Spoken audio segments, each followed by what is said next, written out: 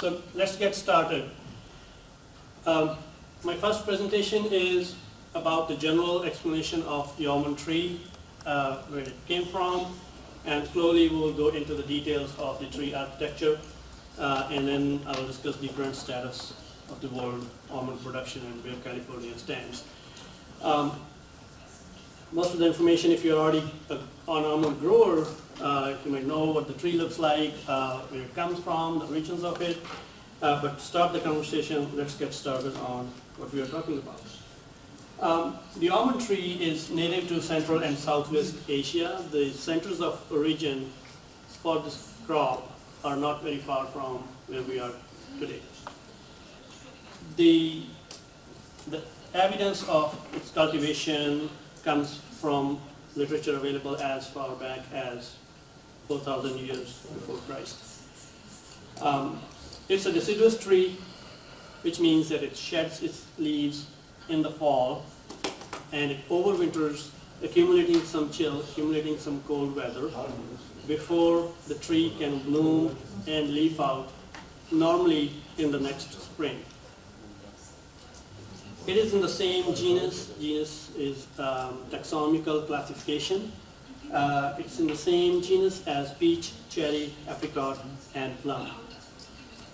The difference is that in peach, cherry, apricot, and plum, we actually eat the outside of the stone, which is the flesh, the edible flesh, which is the endocarp in botanical terms. Whereas in case of almonds, the endocarp is basically the inner portion of the hull, and the stony endocarp is the shell. So the inner portion of the hull, and the hull is the exocarp.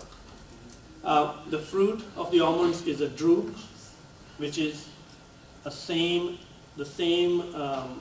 botanical formation as pistachio, as olive, as a mango, and as a peach.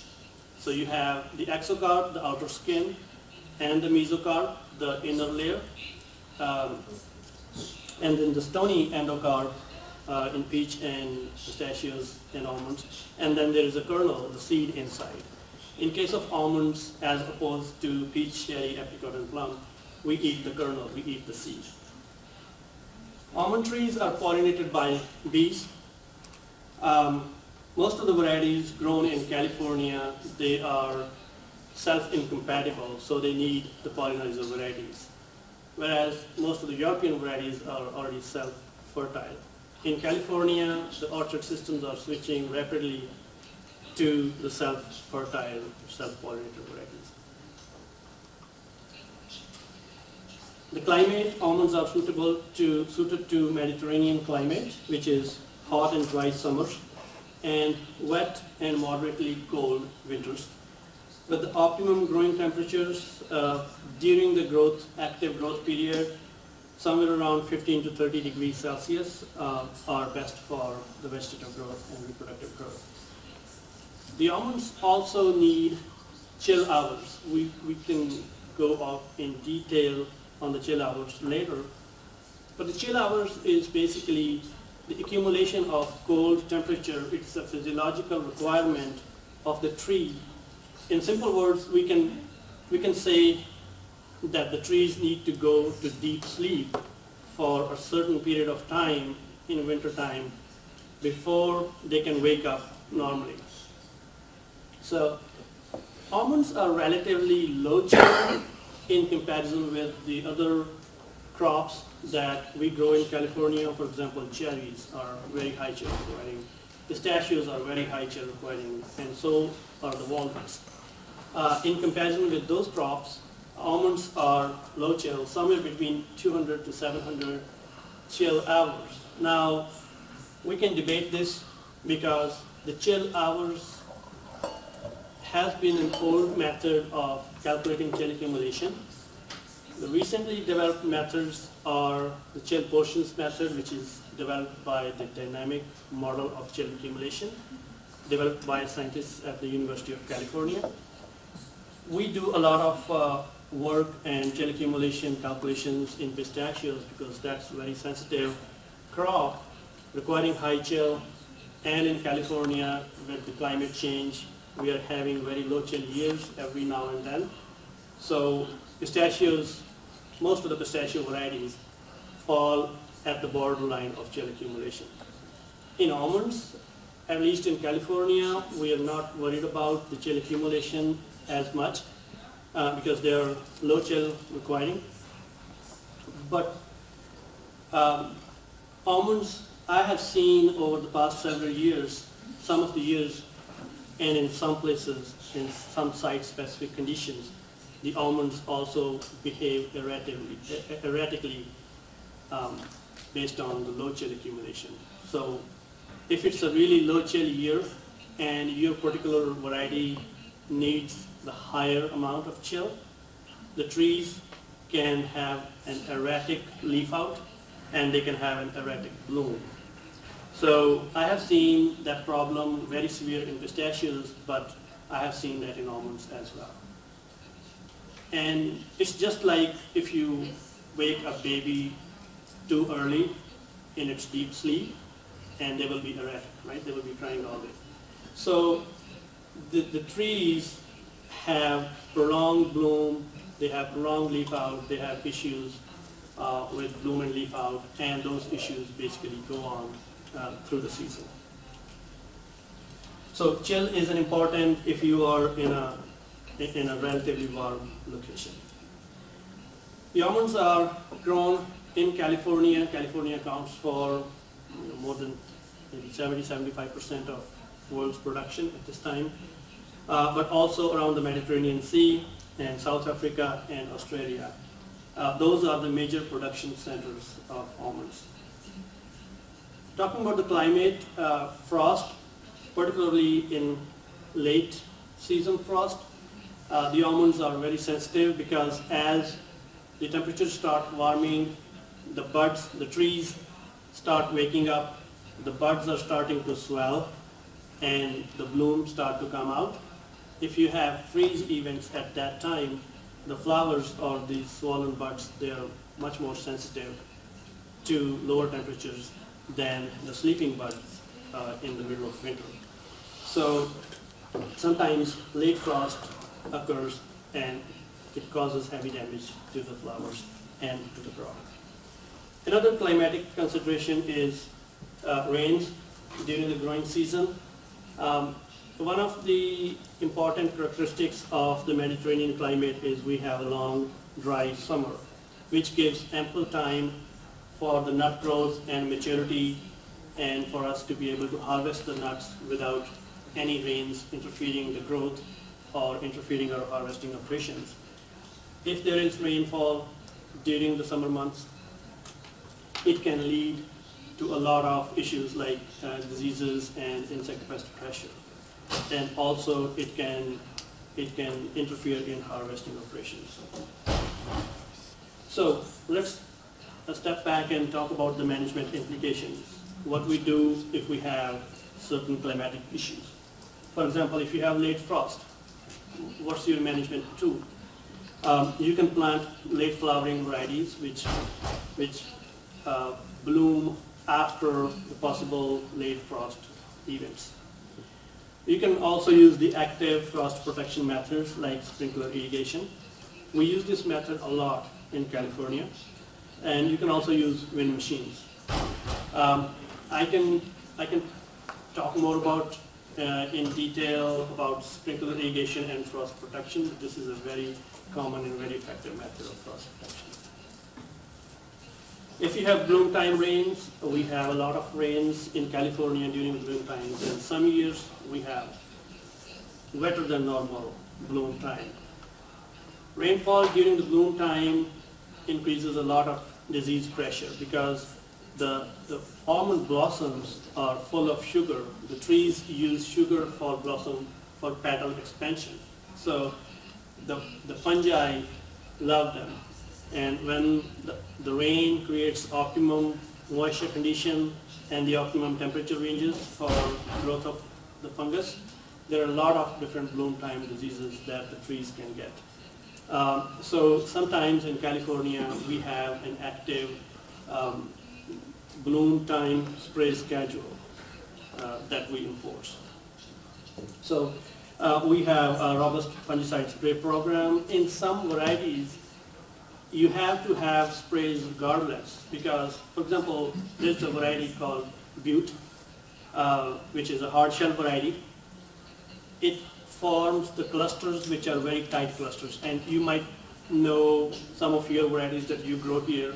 Some of the varieties form the tight clusters and some form the sparse bloom clusters. So Butte is one of those varieties which forms tight bloom clusters. So what happens when, even if there is no rain, there is a lot of fog in February and March when these varieties bloom. So all the moisture droplets from the fog get trapped inside the flowers, and that variety is almost always susceptible to the brown rot fungus and other bloom time diseases. So regardless of the rain or not, you have to spray those varieties. So it depends on the variety as well as the climate conditions. Lack of winter rains. We have had this problem recently in so many years in California.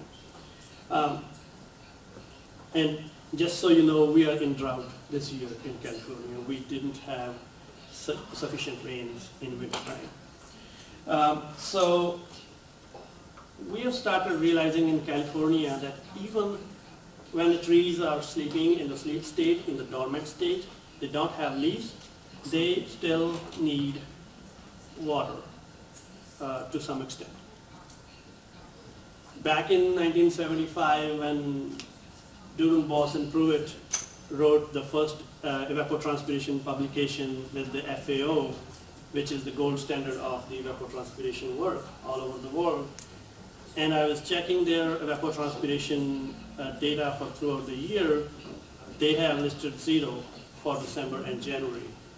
But the latest evapotranspiration studies for the winter months show us that there is some water demand. There is evapotranspiration going on from the tree, and the tree needs water during the winter time as well. The second reason the trees need water during the winter time is the trees, just like the other fruit and nut crops, the almond trees divide their carbohydrate budget between the growth of above ground parts and the below ground parts. So, in other words, when they are channelizing all their food and all their carbohydrates to producing the bloom and producing the upper growth, the leaves, they don't grow the roots simultaneously. Their root growth flush happens when there is no significant above ground demand. So they alternate between the above ground and below ground. That's how we all spend our budgets, right? So we spend our budget in terms of money to one thing and then spend at another thing. So the almond trees in the California's growing system, we have seen the first root growth flush in the almonds happens a week or two before the bloom. When the trees are still in late dormant stage, the trees start growing their roots. At that time, the soils have to have enough moisture content. If the soils don't have moisture content, the roots, the newly developed roots, they are not going to survive, and the root growth is not going to happen. So it's very important that you monitor your soil throughout the winter time. You monitor your rainfall precipitation and follow the evapotranspiration data to actually fill the soil profile, if you don't have enough rains, to fill the soil profile before the trees bloom out. Next one on my list is if you're in heavy rainfall areas. In California, in the upper part of the state, there are areas where there is heavy rainfall and there are flooding conditions. There are conditions like, we call it wet feet all the time. So in those areas, and unfortunately in some of those areas, we have some of the heaviest soils in the state, which means the clay soils or the loamy soils, they hold too much moisture, too much water on top of the heavy rains. So one of the good strategies that has worked is we have certain rootstocks that are selected. for tolerating wet feed conditions, for being more tolerant to soil-borne fungi like Phytophthora pythium. So rootstocks, and we will talk about rootstocks later. Rootstocks are a great line of defense for these conditions. Another thing that I noted when I was actually trying to explore Georgia while still sitting in California, I looked at some meteorological data, and I have seen that some almond growing regions have high wind. And the topography and the terrain of Georgia is a little bit different from California. So you have wind from all directions. In California, we have prevailing winds from the northwest side. So we have our training systems developed with that in mind. And we are in northern hemisphere, so we have the sun rotating around through the south side of the tree. So we have those systems developed in California. But in Georgia, you have high wind conditions. I was checking the normal prevailing winds are 15, 16, or even higher in terms of miles per hour. So in those cases, I was exploring that some of the rootstocks that have really good anchorage, that might be of great help to Georgian conditions. For example, the Krenz 86 is a plum-based rootstock that has one of the best anchorage in the almond rootstocks that we use in California. So exploring rootstocks with good anchorage, then also planting some windbreaks or trellising might be an option in high wind areas. Soil. The almonds like sandy loam soil the best, or they can also grow in loamy soils. Those are the ideal soils. I have seen the almonds growing in pure sandy soils, very sandy, coarse, light soil. And I have seen the almond trees growing in heavy clay soils. But in both the extremes, you would need to pay close attention to your water management and nutrient management because those conditions are not as forgiving. So the sandy loam to loamy soils would work the best. The pH of the soil, the ideal pH, the trees like is between 6.5 to 7.5. In California, we have really high pH soils in certain areas of the valley. In some places, pH of 8.5, very high alkalinity. To make things worse, in those conditions, we have high boron, we have high sodicity, electrical conductivity is really high. So those we classify as marginal soils. And I have seen almond trees growing there, but with special attention. So the more challenges you have, the more attention you need to pay on your production management. Good water drainage is really important. If you have high pH or high salt conditions, but you have good drainage and plenty of water available, you can easily manage your soil profile to be free of damaging salts. Root zone for the almonds is about 4 feet deep. We monitor the moisture in the top 4 feet typically, and that is including the structural roots, the tap roots, and the major structural roots rising from the tap roots. But the actual fine feeding roots are concentrated in the top 3.5 feet.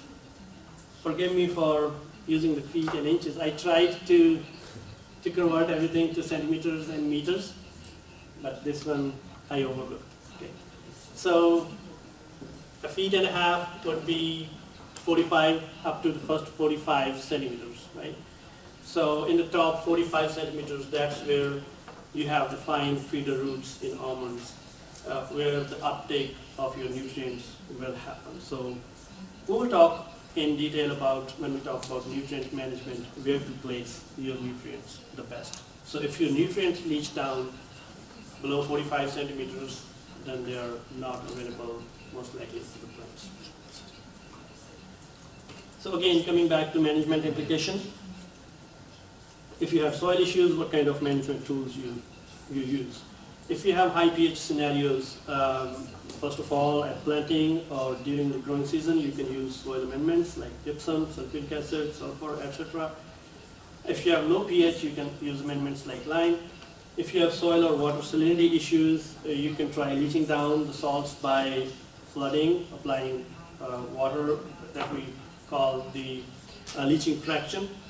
And you can also plant the tolerant rootstocks. Some of the peach almond hybrid rootstocks are really tolerant to high salinity issues in marginal soils.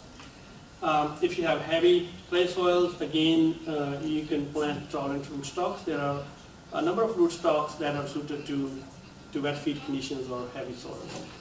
And in heavy soils or in clay soils, you will do precision irrigation management, which becomes really, really important. Okay. The tree. The tree is basically a combination of a scion, the above ground portion, and the rootstock.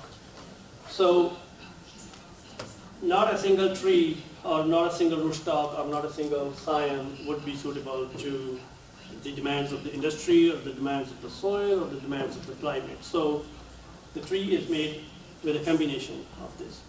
And the top scion portions, the varieties, are selected for their suitability for producing high yield, for producing high quality nuts, for producing vigorous vegetative growth or growth according to the orchard system needs. While the rootstocks are selected for tolerating the soil-borne pathogens, the soil physicochemical properties, the marginal soil, high pH, those kind of conditions, and in some cases nematodes, soil-borne nematodes. So we'll talk about the rootstocks in detail, but I can say at this point that there are so many different variety and rootstock combinations that you can match your soil and climate conditions. And that is, no single rootstock is silver bullet rootstock or the best rootstock. The rootstock depends on your site conditions and soil conditions. If you match your rootstock selection with your soil conditions, that will be the best rootstock for your use. The tree architecture. So these examples are the open center, because a lot of work has been done in California on the traditional open center tree shape in almonds.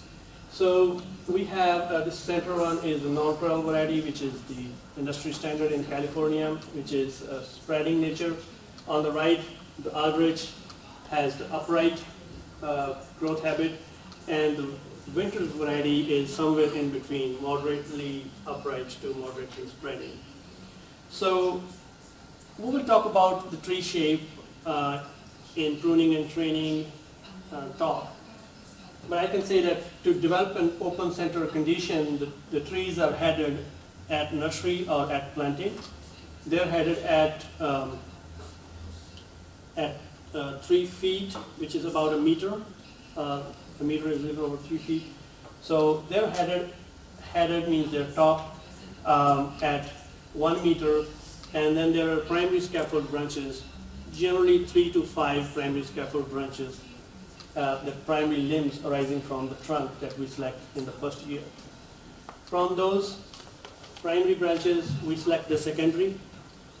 In some cases, and we'll talk about the short pruning and long pruning and intermediate pruning in the pruning part.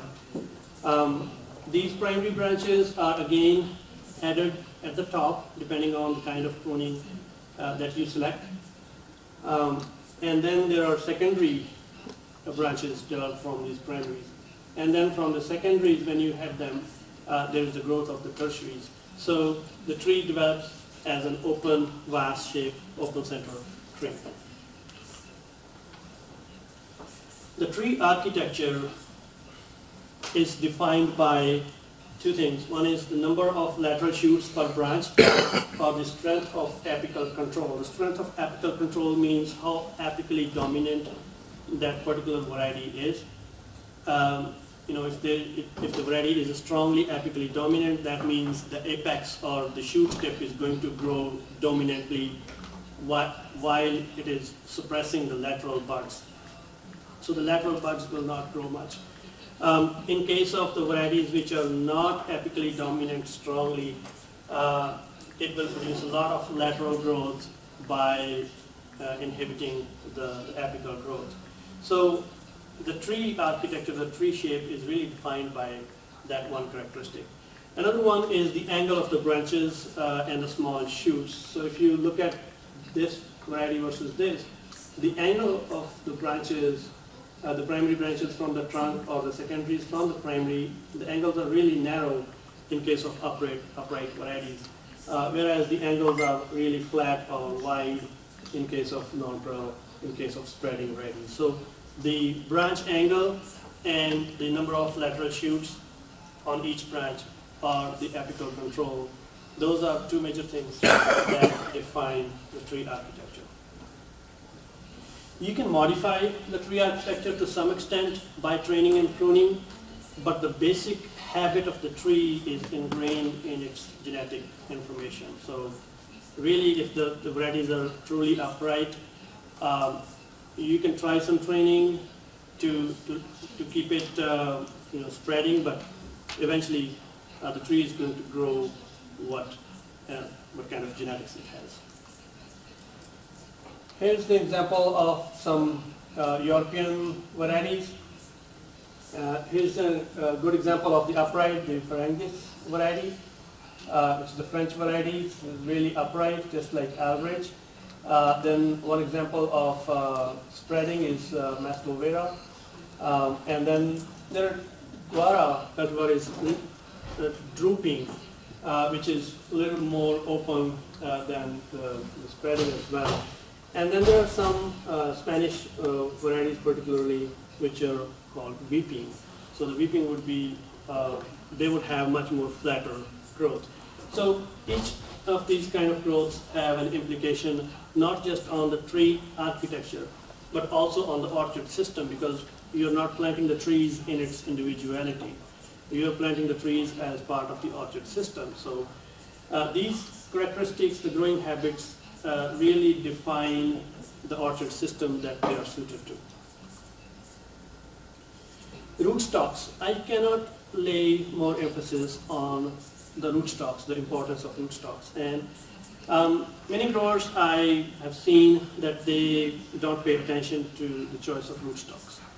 Rootstocks are very important for all aspects of cultivation.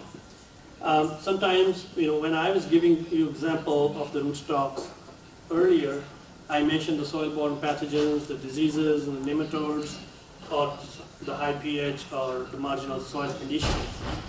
I also missed mentioning the above ground influences that the rootstocks can have. And in some of the site conditions, those can also make a huge difference. For example, freeze tolerance. Freeze tolerance is a good example of how a rootstock can influence the top portion. If you bud the same variety on two different rootstocks that have different freeze tolerance, even if the rootstocks are down below, they're going to affect the freeze tolerance of the tree. The rootstocks also affect the tree vigor, the canopy size, the yield, the bloom time, the harvest time. Of course, disease tolerance we already mentioned. Anchorage in the soil is very important in the windy areas. And we talked about soil salinity, freeze tolerance. Nut quality is another factor that the rootstocks can influence greatly. And nut size. Water use efficiency, which is tied in back to the tree vigor and other characteristics. Water use efficiency is really important factor these days.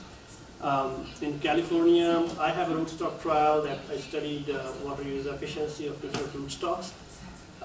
And the rootstocks can really make a lot of difference in how efficiently they use water for biomass and crop production. One of the important things that I would like to stress here is whatever rootstock you choose to go with, or whatever variety you choose to go with based on your soil and site conditions, the genetic material, the good quality genetic material is really, really important. The source of the material that you get from the nurseries and the breeders that it comes from, because it can also make a lot of difference. There are so many hidden problems that we come across in the industry that arise just because of substandard material, just because the breeders or the propagators didn't pay attention to proper propagation methods or basically the purity of the genetics of that particular variety or that particular rootstock.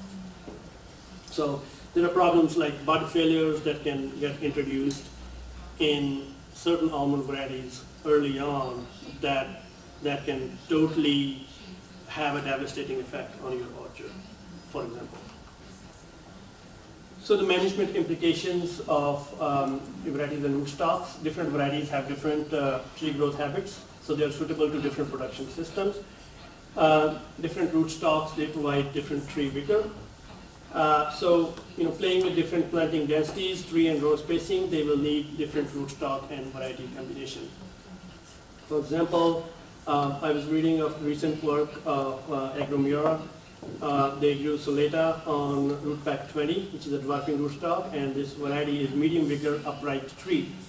And this combination is much more suitable to high density, super high density plantings because the trees are growing upright and they're not spreading, so they could reduce tree to tree spacing. Whereas some of the vigorous combinations with spreading varieties like non-pro with Nichols hybrid in California, they would be suitable to conventional systems. So there are totally different orchard systems and there are totally different rootstock variety combinations. So the annual shoot growth cycle of the almonds, it's a deciduous tree, so at the end of the winter, the buds start swelling and they initiate the flower.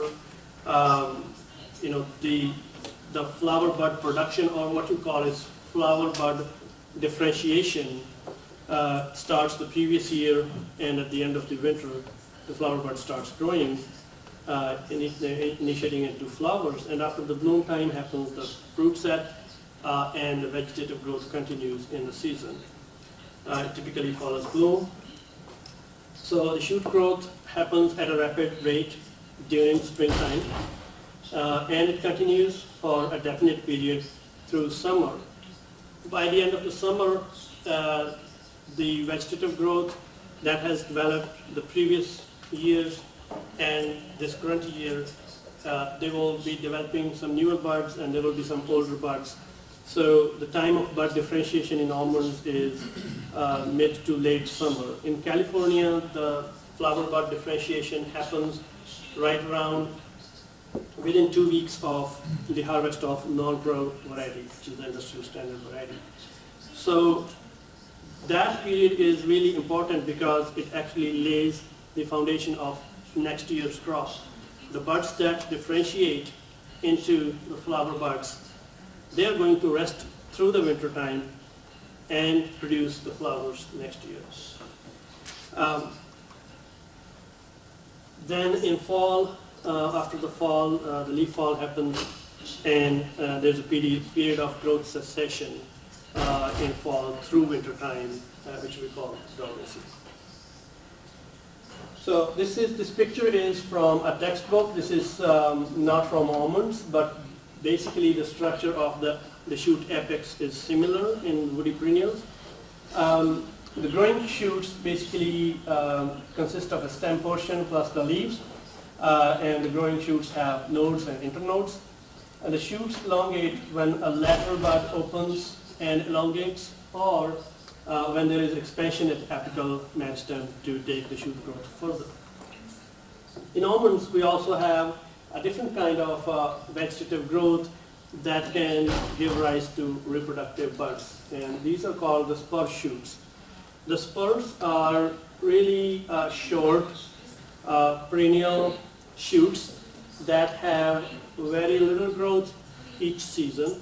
So this spur is a few years old, and if you see the ring, that is the annual ring. The scales for each season's growth. So most of the almond varieties that I currently work with in California, they are spur bearing.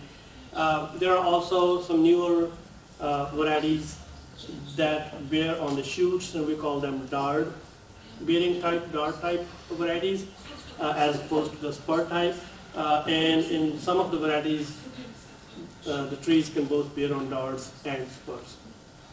So we'll talk about the spurs and the spur health and maintenance of the spur health in detail in reproductive growth later today.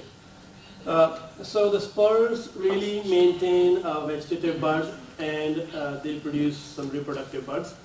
The real difference between the vegetative bud and the reproductive bud is the one in the center is a vegetative bud, which is small and pointy, and the reproductive buds, which are going to make flowers, they are fat and plump and less pointy. So this is a terminal bud that is for current year's growth, and it will produce the next year's growth. These are the bud scales, as I mentioned. These are the scars from the previous years. This is basically the current year's growth right at this point. And these are the current year's reproductive buds. And these are the last year's growth. So, and this is an overview. So I have basically just a few slides on each one of these, because later today in other talks we are going to address each one of them in detail. The factors affecting shoot growth. There are a lot of factors that enhance or reduce the shoot growth, and one very important one is, of course, the temperature of the heat units accumulation during spring and summer. Just like the chill accumulation, just like the accumulation of cold temperature during the winter time, there is a concept of heat unit accumulation or degree days. You calculate the heat unit accumulation in the season, typically after the full bloom date, and you assess the accumulation of heat units, and you can estimate if your trees are growing at a faster rate or slower rate. And in many cases, there are models that were developed that can predict the harvest date based on the heat units accumulated during spring and summer. Water and nutrient availability is another important factor which can be limiting for the shoot growth. We have seen in one recent experiment at UC Davis, the researchers put a field camera on some of the walnuts they were doing irrigation stress studies on, and they watched on camera that whenever there was a stress period for water stress, the internodes were short. Okay. So the internode elongation responds really well to the drought stress. So the trees were making short internodes, and then when you resumed full irrigation, 100% water, the internode elongation was back to normal. So this response might be ingrained in the evolutionary response of the trees to basically enhance reproductive growth whenever there is water stress. Because remember, the trees are, through evolution, they have learned to basically reproduce at a higher rate when they are under stress, or when their species is under stress, or when the tree, quote unquote, knows that it's going to die. The first response, the evolutionary response of the tree, is to develop the reproductive growth so that the species continue to survive. So this response might be ingrained in that evolutionary classic response. Another important factor affecting shoot growth is bud position in the canopy. And we will talk about the canopy light interception and importance of light in the next lecture. But the bud position in the canopy is really important, where the buds are located and if the buds are receiving enough light to grow. So the buds in the outer sphere of the canopy are more likely to have larger growth than the inner shaded area. So that's one reason that it's very important to open the canopy to light. And the crop load. The crop load present on the tree really affects the shoot growth. There are some crops that are typically alternate bearing. We call the term as alternate bearing. For example, in pistachios, 1 year of heavy crop really limits the growth potential of the tree in that year because all the energy is spent in that heavy crop. So the next year, the tree sets a low crop. So there are big swings. In case of almonds, we don't see the alternate bearing on the tree level or on the orchard level. But the spur that I showed you, the spurs are alternate bearing in themselves.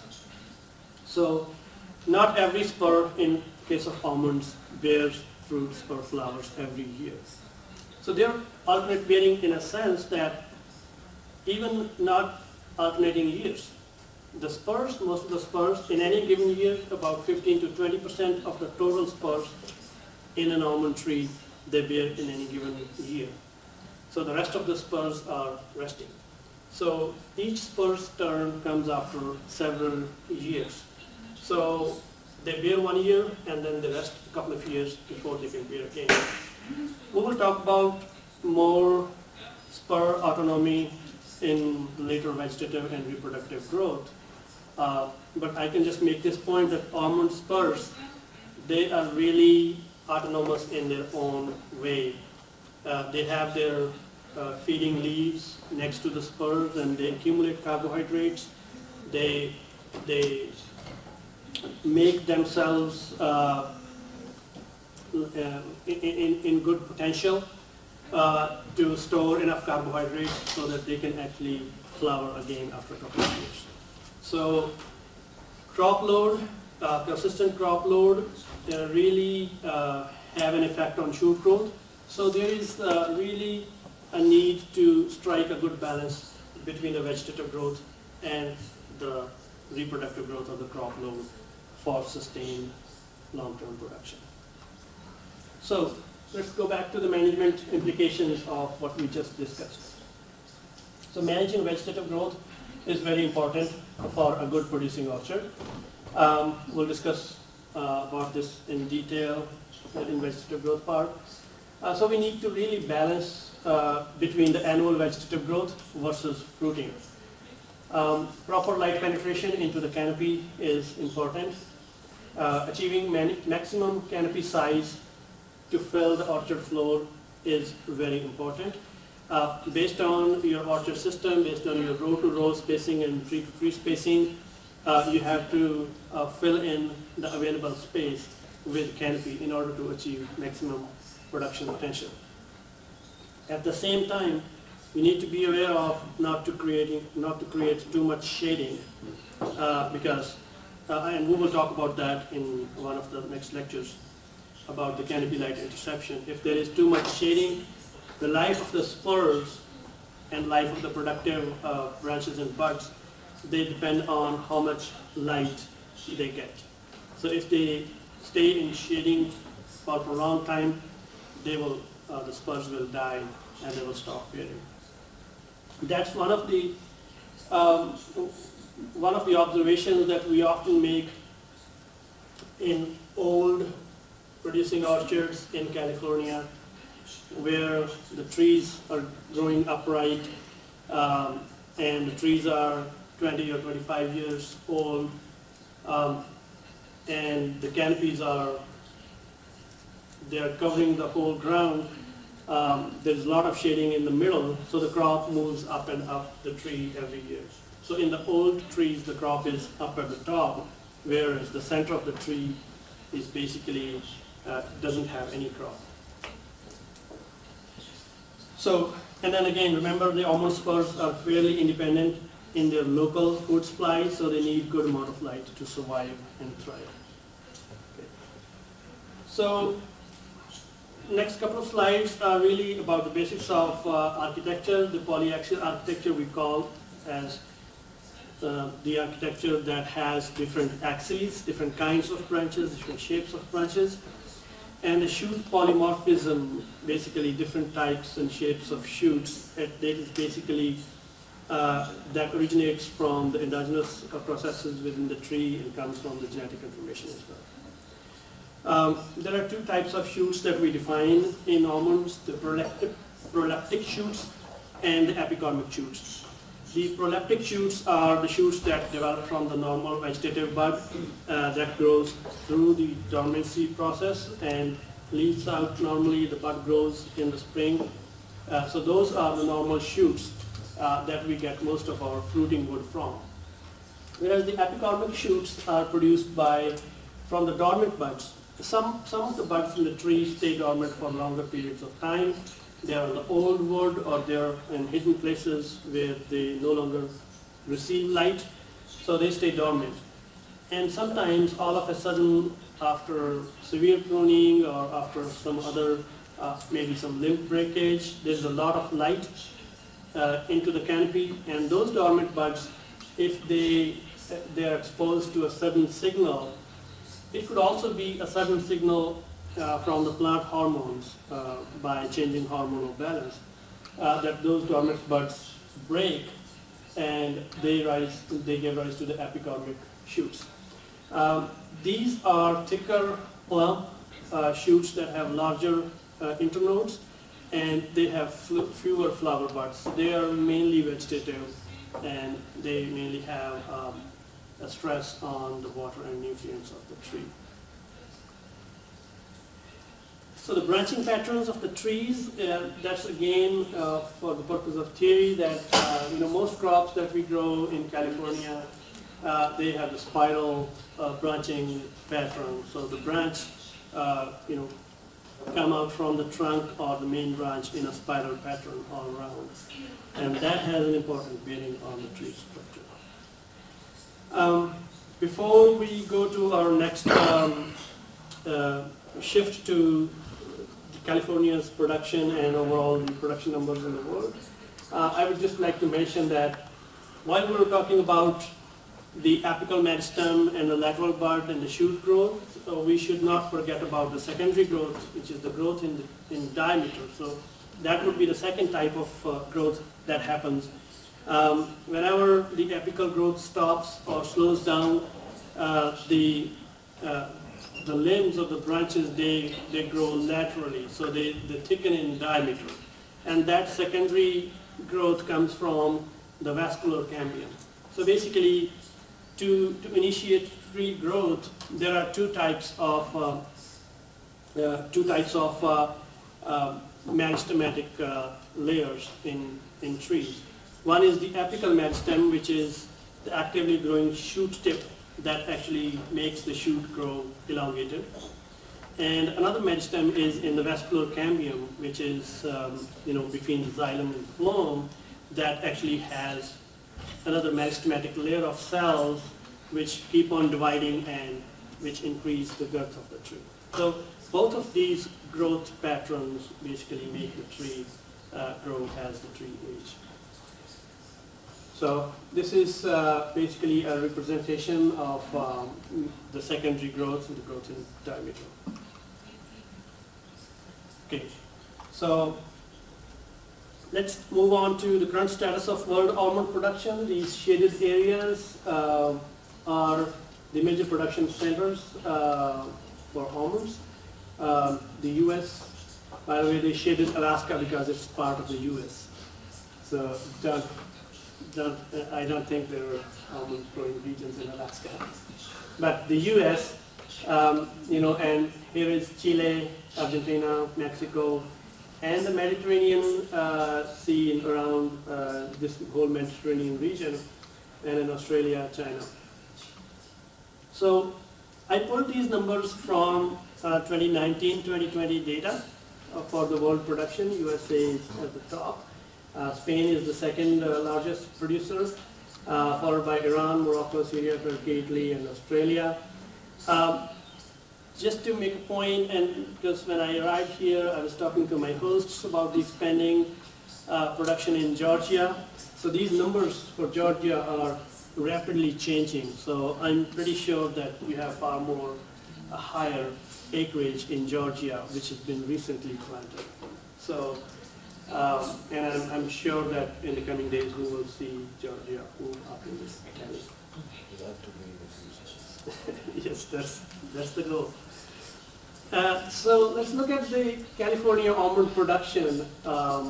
So over the last 10 years, for the first half of that, from 2012 to 2015-16, the production has been pretty consistent. But then the production has been rising exponentially because of a lot of newer trees being planted. Something happened here in 2015. The almond prices shot up through the roof. The almond farmers really made good money in the year 2014 and 2015. So in those years, basically, there were a lot of new orchards coming into planting during these years. But in 2015-16, the new plantings shot up really in high numbers. And that is basically showing in the recent years when all of those new orchards are coming into production. Same goes for the bearing acreage. The bearing acreage is basically now rising at a greater scale than it did between 2012 and 2015 or 2016. So we are seeing the rise in acreage in California continuously. I can't say at this time when we see the peak or when we reach the capacity that we can no longer plant newer almonds because of so many factors, because of the land availability and also because of the water availability. It's likely that the California acreage might shrink in future because of the severe water curtailments. So even the Californian companies and Californian almond industry is expanding out to venturing into different almond growing regions of the world. Let's look at this graph and this projection. This is basically per acre productivity of almonds. This is from between 1920 and 1980s. The growth was slowly building up, but from 1980 to 2020, California almond industry was able to increase the per acre productivity at a really good rate. And then this is the projection to 2040 based on the kind of work that the researchers are doing in California, based on the newer materials and newer production systems that we are experimenting with. But then in the next two slides, I would discuss what has really worked in case of California. So, in brief, the California almond story starts in the beginning of the last century. Between the year 1900 and 1935, there were the cross-pollinated and late-blooming varieties were developed and popularized. But most of the production was in the foothills. It was under the natural rain-fed environment in the beginning. Between 1935 to 1960s, the yields respond to irrigation, and the production actually came down to the bottom of the valley with flood irrigation, with more water being available. So in those years, the production really came to the flatter lands, and the yields responded to that. Between 1960 and 1985, there was a lot of development in terms of water infrastructure in California. We have the federal water project and the state water project, and there was a network of canals and tributaries and underground pipeline system. So the irrigation system was, the engineering was so massive that the the state of California was able to bring a lot of ground under almond cultivation. So the orchards expanded, and during the time, the new improved rootstock, Nimagard, was introduced. The name Nimagard came from its ability to resist, to be able to resist, resistant to the root knot nematode, which was a prevalent kind of nematode threat to the industry. So Nimagard actually helped the industry survive and expand. Along with that, the improved fertilizer input and pest control techniques really helped the industry expand in the 80s. From 85 to 2014, we can say, the micro irrigation systems were developed and popularized. By the time I joined the University of California in 2013, majority of the California almond orchards were under micro irrigation system, either drip irrigation or the micro sprinkler system. Very few, even these days, very few furrow or flood irrigation systems remain. That really helped the industry focus on, micromanaging the irrigation and precision irrigation, and coupled with the fertigation. One of the good things about drip irrigation or micro sprinkler irrigation is that you can apply fertilizers and other chemicals through the irrigation system. So that really made a lot of difference. And by increasing the canopy cover, we could achieve a lot more production per acre or per hectare. So for the last 6-7 years, the focus of the researcher and the focus of the farmer has really been on the evapotranspiration based precision irrigation tools and strategies, because number one, the goal in California is to save water and maximize the crop per drop of water. But also, we have seen that precision irrigation management actually helps control a lot of diseases, help control a lot of environmental issues that you can get into if you have heavy leaching of nitrates and other chemicals into the ground. So monitoring the status of the plants and monitoring the status of the soil for moisture gives us the capability of really applying the materials when needed and in the amount the trees need. And that really is basically leading the production per acre production to be higher in recent years. And then recently in California, we've been working on the improved orchard systems on how to achieve maximum canopy light interception, how to achieve maximum amount of canopy cover on a per acre basis, so that we can actually utilize all the space available without wasting any light. So the last slide, what really helps? What really has helped California?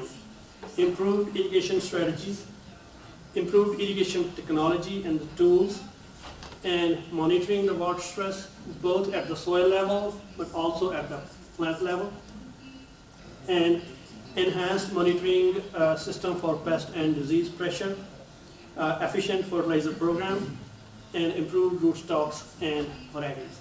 So over the next couple of presentations, we will actually talk about each one of them in detail. With this, I finish this presentation, and I will be open to questions and discussion. Thank you.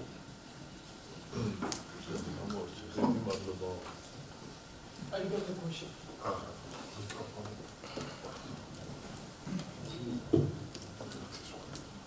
Hello. In the beginning, you said that during the dormancy period, there still was the demand of the water. So during the winter and the beginning of the plant period. So this time, do you only irrigate, or you are still giving some fertilizers to help the root system grow, or just irrigation or fertigation? Yeah, that's a very good question. Thank you. So the trees, need water during the winter time for so many things because they are in a dormant state. So what we call is that they minimize their metabolic activity. So their metabolic activity is minimal, but is not stopped completely. So to carry out metabolism, the trees need water for the physiological processes. Fertilizer, not so much, because there are two things. For the fertilizer uptake, the trees need leaves. So through evapotranspiration, the fertilizer are pulled out of the soil solution. Number two, if you apply fertilizer in the soil temperature is still low enough that the root uptake activity is not significant. It's near zero. So the fertilizer at that time does not really benefit the tree, or the tree is not going to take out. It can actually harm the ecosystem because if there are rains in winter and you are applying fertilizer, it can leach down the root zone. And it can give you false information. You are thinking that I applied fertilizer, whereas your tree didn't get any. So it's better not to apply any fertilizer until after bloom time. Even during the bloom time, I've talked to so many growers. There are some companies who are recommending, some foliar fertilizer.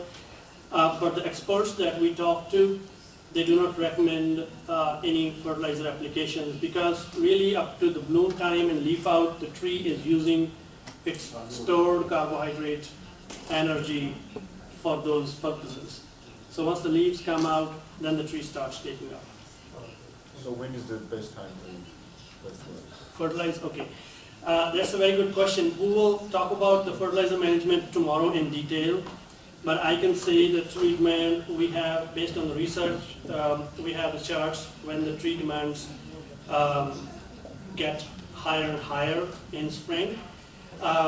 So as a rule of thumb, in California, we budget the nitrogen for the expected yield. See, let's say this coming year, we're expecting 3,000 kilograms per hectare kernel yield. So based on that, we calculate back how much we need for producing 3,000 kilograms of kernels. Okay? How much we need for producing annual vegetative growth. So we develop a total budget. So in California, we have a rule of thumb that we supply about 80% of nitrogen.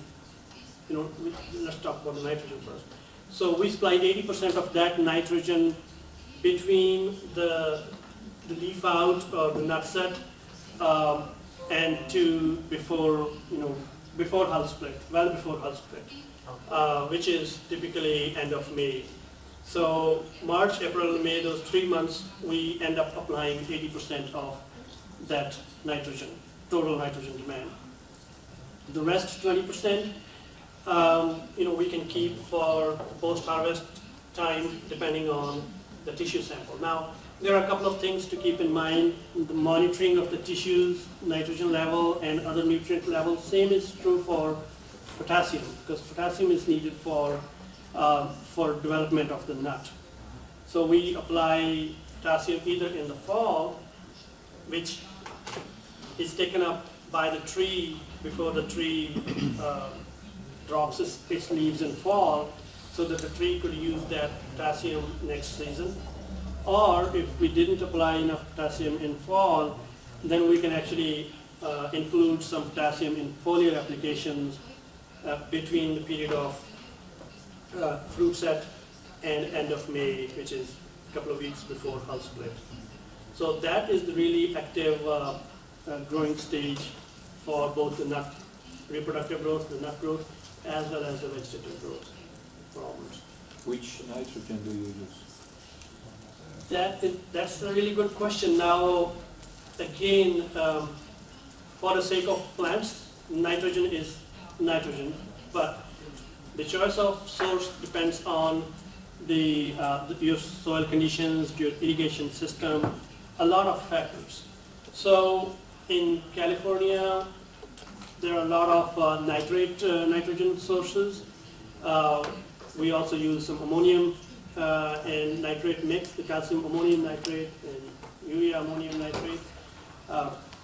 So combination of ammonium and nitrate sources are common practice in many of the California orchards. Having said that, then if your soil analysis or the soil texture or the soil water holding capacity, all of those, or the cation exchange capacity, they dictate something else, then you have to actually choose some other materials. One of the important things about nutrient management is now in the recent research, the California researchers have been recommending or stressing on spoon feeding, which means that applying every week or every other week a little bit dose of the fertilizer through the injection system, and instead of not like slugging all the budgeted nutrients at one time, because nutrient leaching is a really big issue in California, and of course from the point of view of wasting all that nutrient, it's an issue everywhere. So spoon feeding and feeding as per the tree demand. And then keep in mind, I have the slides. The ammonium takes some time to get converted into the nitrate sources. So you need to see what sources you're using based on your soil's microbial activity, based on your soil temperature conditions, based on your soil's cation exchange capacity. So you don't want to use, for example, a source of nitrogen which is not readily releasing nitrogen at the time that the trees are needing it. So those are really important factors to keep in mind. Again, these things are very site specific. Thank you. What about ammonium sulfate? So if you have alkaline soil, you are Yeah. giving Yeah. nitrogen and you are giving sulfate. Right. So ammonium sulfate is one of the recommended stresses. Ammonium sulfate is, it's been used in California. Can you use all demand of the nitrogen with only ammonium sulfate, or you need to mix some nitrate for ammonium, or it's enough, for example, it will be enough ammonium? So, it meets requirement of nitrogen. In my experience, in California, we use, the strategy of applying the nitrate sources as well as ammonium sources. So you use both? Yeah. And we have some products, and I'm sure you have it, that also add calcium and ammonium sulfate. Okay, thanks. გამარჯობა. აი საქართველოს როგორც კი საუბარი დაიწყო, ეგრევე პირველი პრობლემა ქარები, ესეთი დიდი პრობლემა ქარებზე ისაუბრება. აი კალიფორნიაში გასვლასთან დაკავშირებით რამე ისეთი საუკეთესო პრაქტიკა რა აქვთ გასვლა ხომ?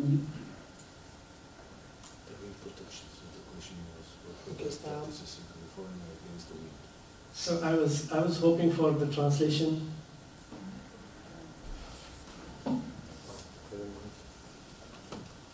So I heard the question is, can you repeat the question? ანუ საქართველოს რო დაიწყო საუბარი თვითონ ამისთან რომ ერთ-ერთი პრობლემა იყო ქარები და აი თუ პრაქტიკა კალიფორნიაში ქარებზე აქვს გასვლა ფორმირებასთან დაკავშირებით საუკეთესო მეთოდი რომელმა გასვლა ფორმირება მასწინო. Yeah, this is English. ანუ არასწორად სეკუნდა და Sorry, I heard the English version just. Yeah, I can hear now. Okay. So can you repeat the question in English, please? You can put it here. It's okay. Okay, good question. Let me take this off. Sorry. I will put it back on. Okay, yeah, this is a very good question, because, and we will talk about the young tree training when we come to that. In California, I mentioned the California's valley is north and south, like a long capsule surrounded by mountains on all sides. So we have some winds blowing from the ocean, from north, and it goes like north, from the northwest side to the southeast side. So that really has an implication on how the trees are trained in the initial years.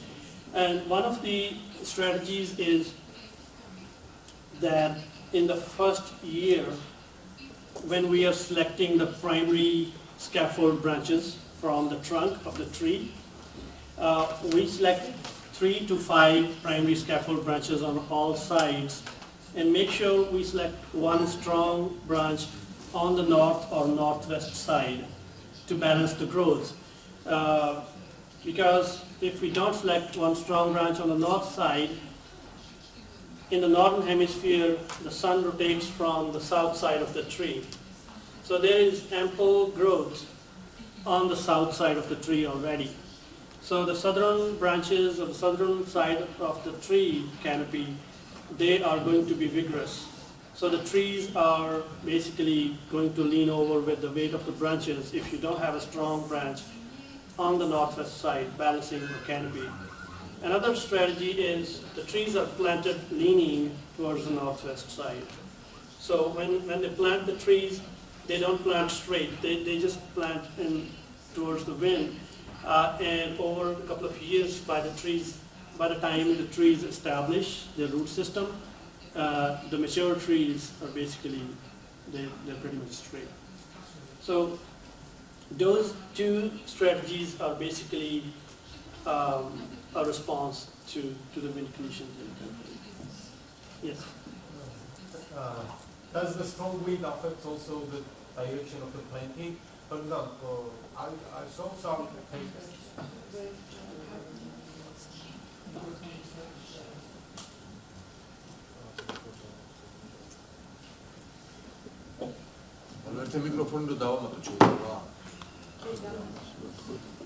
So does the strong wind direction affects also the planting direction?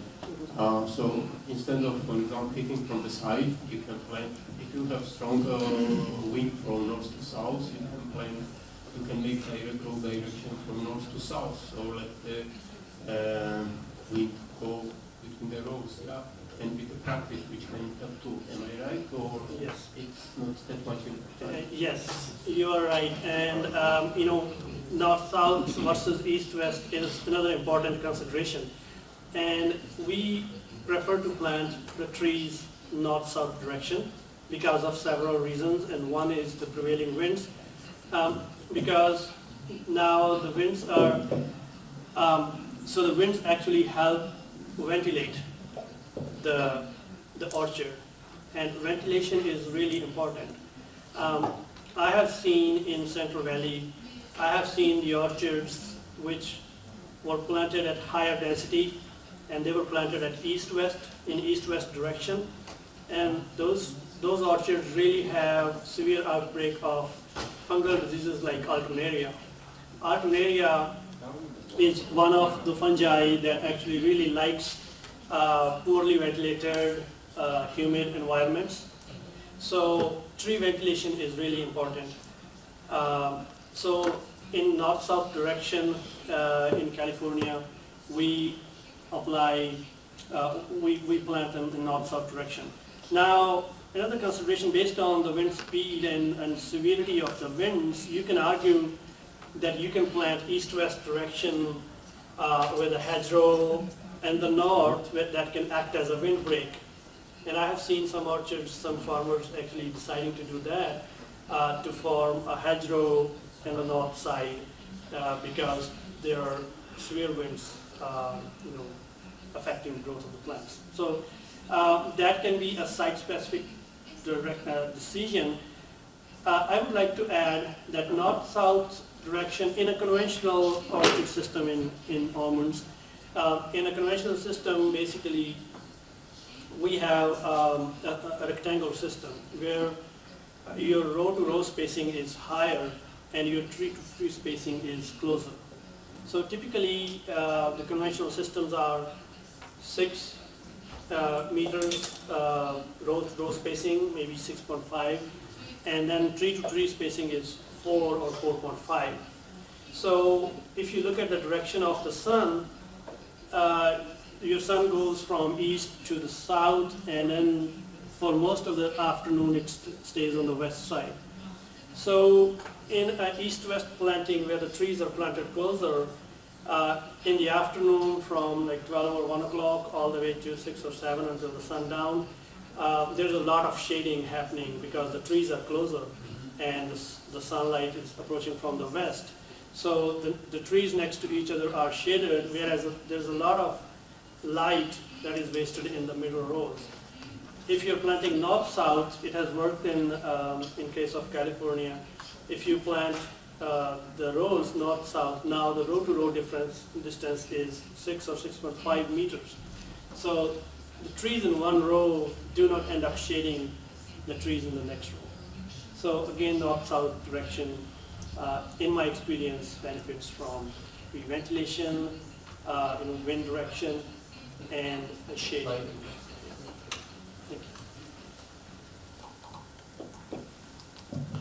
მოგესალმებით, ერთი კითხვა თუ შეიძლება. პირველ რიგში მადლობა თქვენ ჩამოგზავნებისათვის ჩვენ ქვეყანაში და გამოცდილების გაზიარებისათვის. ჩემი კითხვა იქნება პირველი კითხვის გაგრძელება ჩემი კოლეგის, ესე იგი მოწყოსთან დაკავშირებით ზამთრის პერიოდში, რა თქვენ გძანეთ ეს ყველა ასაკის სცენარისთვის ერთი და იგივეა თუ გაქვთ რაიმე გარკვეული სტანდარტი და მეორე კითხვა ხომ არ აჩენს ეს სოკოვანი დაავადებების რისკის დასწრება სისტემაში, როცა ზამთარში მიეწოდება მას წყალი გარკვეული რაოდენობის. და ასევე რითი ეკცვით ამას, ანუ თავიდან აცილებ პრევენციას როგორ ახორციელებთ ამას ფესტო სისტემაში სოკოვანი დაავადების.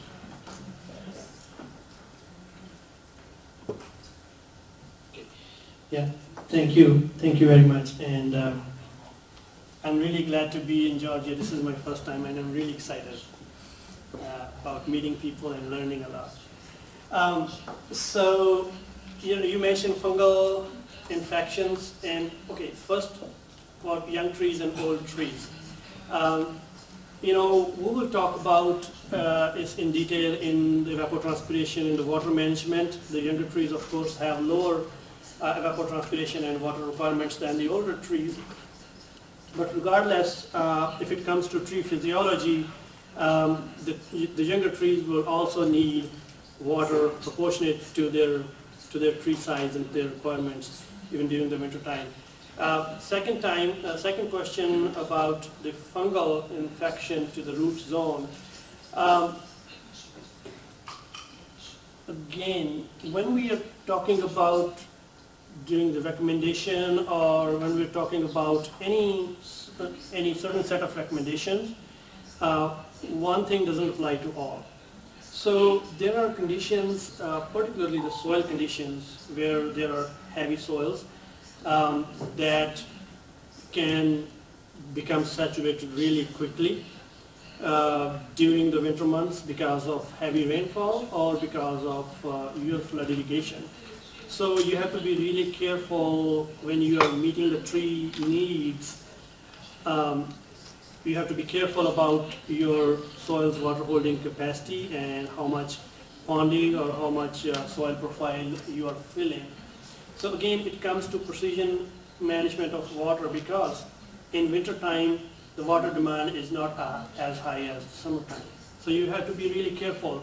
Now, when I mentioned wintertime irrigation is basically to compensate for the lack of moisture in the soil because of several reasons. So it's not about flooding and filling the soil profile fully, but rather to actually compensate and try not to stress the trees with complete lack of water. So be very careful to monitor the water moisture levels in your soil, and apply wintertime irrigation accordingly. Now, when I say this, there have been studies in California, Central Valley, in Modesto and Fresno area, where they flooded the almond trees in winter, because there was another objective. There was a lot of water available in the rivers and streams in wintertime because of the rains, and the state of California wanted to make use of that water before it goes to the ocean. So they tried a large-scale experiment on how much water the trees can withstand if you open the flood irrigation and let all that water go down, fill the profile, and recharge the groundwater system. And so far the results have been encouraging. Now, depending on the soil type, in the sandy loam soils, the trees were able to withstand the flooding conditions during the winter time because the water was not standing for long. It eventually went down to the soil profile.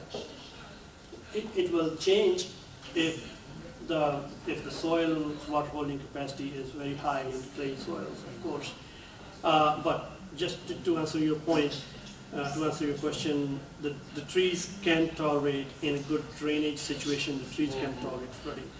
For fungal infection, again, filling the soil profile in a soils that has good drainage doesn't hurt the plant as long as the water is not ponding or staying in the root zone for like so many days. Okay. So that will not create a fungal situation. We have, for situations that enhance the fungal development, we do some application of fungicides. For example, Ridomil is one example you might be using here. We apply Ridomil along with the irrigation if we are concerned that flooding might enhance the root borne pathogens. One of the several reasons that you would want to have moisture in the soil is there is popular recommendation for pest control in the dormant season to spray horticultural oil. Okay. So the horticultural oil sprayed in the winter time is 415, 440. So which is 415 is a softer horticultural oil that is sprayed for scale control, European fruit licanium, San Jose scale, walnut scale. So those tiny pests. So we spray horticultural oil. But I have seen personally in so many fields when the trees are dry, when there is no soil moisture, and you spray even the softer horticultural oil, the trees show phytotoxicity, the damage on the buds and branches. So there are so many reasons for the trees to have sufficient moisture in them, sufficient moisture in the soil. But again, not to go overboard and flood for prolonged period of time. That's the key. Thank you. First of all, thanks for visiting Georgia and sharing information. You mentioned water availability, and there are some problems in Georgia as well. Availability of the water and availability of the quality water. And I want to ask about what is the critical salinity or critical EC of the water that we can use for irrigation in almonds. And my colleague also asked how much water per year, per hectare or per acre do you use in California? Thanks. Okay, thank you. Good question. So again, for how much we have the presentation tomorrow for water management. I will tell you in inches and acre feet, but I have the conversions done to megaliters and whatnot. So your first question was the electrical conductivity. EC in case of almonds, what we call the sweet spot is where the trees are really happy. It's basically under 1.5, electrical conductivity of 1.5 decisiemens per meter. that is the best condition that the trees like. Now, the electroconductivity on the other side also is important. Anything between 0.75 to 1.5 is the best. If you have lower than 0.75, that means you have problem in your calcium health and problem in your cation availability, cation exchange capacity. So that could also be harmful. On the higher end, 1.5, 2, an EC of 2, I've seen almonds growing with proper water management, EC of 2. Greater than 2, the yields will start declining rapidly in Like 4 and 4.5? 4 and 4.5 would actually severely impact the yield. The trees can survive with proper water management, but you cannot expect tree performance and yield at 4, EC of 4. Growth will be okay, yeah, but the yield will be low. The yield will be low, yeah. Pistachios is a different story. Pistachios can withstand up to 8. But at an EC of 4, the almond tree productivity would be impacted. So how much water we use, I don't remember the metric calculations that I did on my slides. We typically, now, the University of California literature and recommendations year to year, they talk about 52 inches, okay? So basically, over 4 feet, okay? Typically, as a rule of thumb, we say like 4 feet of water during the year per acre, okay? With the newer tools of precision irrigation management and monitoring, plant-based monitoring, soil-based monitoring, we have done, I was not a part of that study, but there was an elaborate study done by the University of California researchers recently, which we call the Almond Production Function study. And they reduced the water to 85% of 100% ET. 100% ET would be 48 to 52 inches. So they reduced to 50% and 85%, and then they applied at 100%.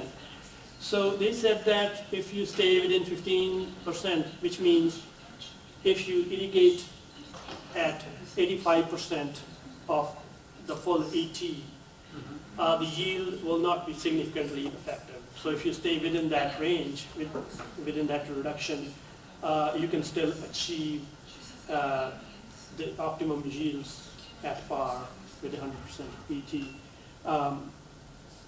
If you apply that water with precision. If you cut back water further than that, 60%, 70% or 50%, then you would reduce the yield accordingly. And not only the current year yield, but the next year yield will also be affected because of the bud development in the current summer. So we'll talk more about the trees' water requirements and how we calculate tomorrow in the document. Thank you. One question, one more question. Okay. ეს იგი ჩემი კითხვა ეხება უფრო კორტების გამოგების კუთხით, ანუ ნაშინ თხოვაც გვაქვს ჩვენ ბაღებში იმ კუთხით რომ ვკითხოთ. გვაინტერესებს ეს რაღაცა რომ თქვენი საუბრეთ რა ფორმების მიცემა არის შესაძლებელი ხეებისთვის, რაღაცა ვერტიკალურად იზრდება, რაღაცა უფრო სიბრტყეზე. აი, როდესაც ახალი ენერგია არის და თქვათ ვერ მოხდა გახარება მათი ფოთლების ზედანაწილში და ხდება კორტის წარმოება, განშტოება რაღაც ფესვიდან. ამ შემთხვევაში რამდენად არის რისკი, რომ მომავალში არის გადადება უნდა მოხდეს ახალგან დამხნობა თუ და რამდენად არის რისკი იმისი, რომ თქვათ ყოფი აღარ იყოს სასურველი ეგრეთ წოდებული მწარმოში წარმოიქმნა აქედან თუ იქნება ის იგივენაირად ვარგისიანი ეს კითხვა მაქვს.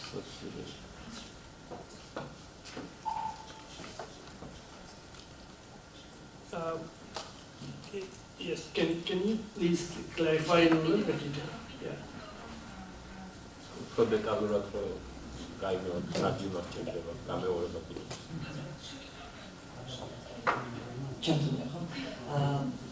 ანუ თქვა ახალი ნივთი არის, რომლის კორტერის გამოდებას არ მოხდა სტანდარტულად ზევით, ნავთობები არ გამოიყო ზევით და გამოიყო ნავთობის ფესვიდან ფაქტობრივად, ფესვთან ახლოს. ამ შემთხვევაში რამდენად არის ვარგისიანი მომავალში იქიდან გამოყენებული ნაყოფი და როგორ მოხდება მისი ზრდა.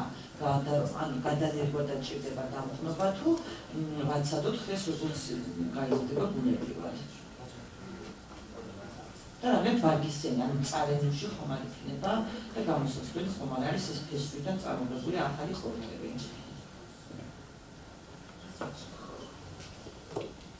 Yeah, thank you for clarification because I missed the point of the suckers. So when we talk about the rootstock, the rootstocks are typically bred for withstanding the site conditions and enhancing or affecting the growth of the top part. The rootstocks are not really selected for producing a good crop. So if you let the suckers grow and you are taking the branches from that growth, you are obviously going to get a poor quality or even the bitter nuts because that's what that's what the rootstocks are not supposed to produce. The rootstocks are not selected to produce a good quality crop. That is the science. That's a science for. So if your tree is not developing the proper structure in the years, the first thing would be that your bud that you budded on the rootstock didn't grow well. So it either died, it didn't take, or it didn't develop. So the best way would be to bud the tree again. So you can bud an existing tree while it's still young and try to develop that bud. But if that bud is not growing, and if you have just a rootstock tree producing a lot of suckers, then it's useful to replant the tree with a proper scion tree. Now, you can do the replants with a proper tree. When we are talking about the tree shape, we are talking about the scion growth and scion branches, and then developing the tree architecture with the scion branches. Rootstock suckering is a problem in many rootstocks, particularly the rootstock that originated from plum. The plum hybrids or plum seedlings, they generate a lot of suckering. For example, Mariana 2624. It's a really good rootstock for wet feet tolerance. It really withstands standing water and resistant or tolerance to developing Phytophthora or Pythium, the soil-borne fungi, but it produces a lot of suckers. So removing the rootstock suckers is one of the production practices that you have to do in those cases. So you don't let those take over. Does that answer your question? Yes. Thank you. Is there any chance to bud like 3-year-old tree? Older tree to bud older tree? The older the tree becomes, there are less chances of taking the buds. Because really, when it comes to budding, the bud you take from a very young branch, right? So what is the budding process? The budding process is basically taking a bud and inserting it on the rootstock stem by matching the cambial layer. We talked about the cambium, the vascular cambium, the primary xylem, or the actively dividing meristematic tissue. So you are joining those tissues together to form a complete union. So as the tree grows, like you're talking about 3-year-old tree, so the tree has already grown in diameter.